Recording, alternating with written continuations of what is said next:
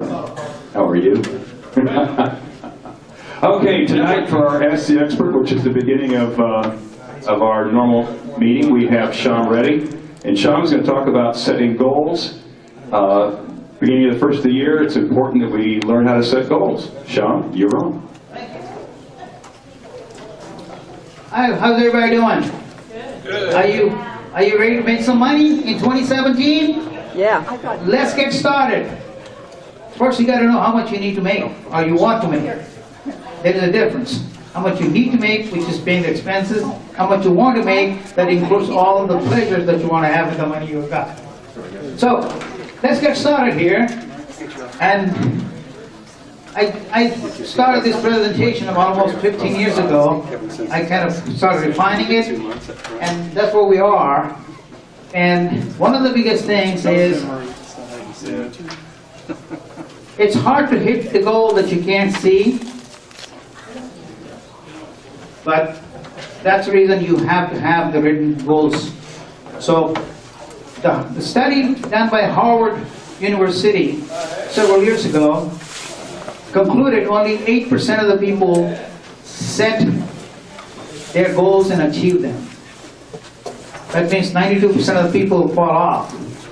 About 50% fall off in January, as you know. You know, the gyms, they promote all these kind of memberships, but have you ever seen a gym expand? Because they know something you don't, you're not coming back. You're paying the first month free and you're done. So that's what it's all about. So let's get started here. Everybody got a handout? Anybody need a handout? Okay. I have extras. All right. Let's do this. So, setting goals, it's hard to hit the goal you don't have, and it's hard to hit the goal that you don't see. So goals, once you have them established, you got to look at them every day, sometimes twice a day. So one of the instructors that I work with, he would ask us to put the goals right next to our office desk. And every time something comes up, you're fixing to do it, you look at your quote sheet and see, is this getting me closer to my goal? If the answer is no, don't do it. Okay?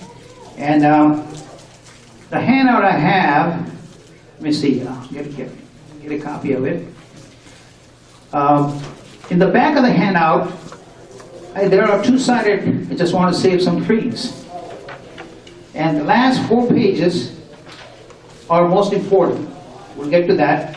So if you look at the page that says 48 things to be accomplished during the next 12 months, do you think you can come up with 48 things that you want to do in the next 12 months?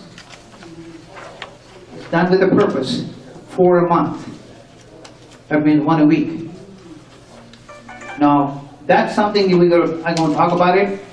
Then you're going to put them back into the back of the sheet. You're going to transpose those 48 into 12 months. So we'll talk about that. And the last page, this is the schedule I use, to-do list. The one on the back of the back page. This is what I use. And it gives you the time slots on the left. This is the last sheet, front side. You put the date on it, you got things to do. On the left side, you got tasks to do, and the calls to make on the right side. You just put the names, not the numbers, just the names. And the tasks you need to do that day. The biggest thing is, you got to pick 5 tasks every day. I call them daily top 5. So you're not doing anything until you finish the top 5. Do I always do it? I struggle with it, but I try to keep up with it. And then in the bottom of that, you know, if you're a self-employed person, you can account for your mileage. How many calls did you make? How many expires did you go to? How many leads did you get? How many appointments did you schedule? It gives you all in one sheet. This is what I used for the last 15, 20 years. The last sheet on the back, it gives you a generic Monday through Friday time slots from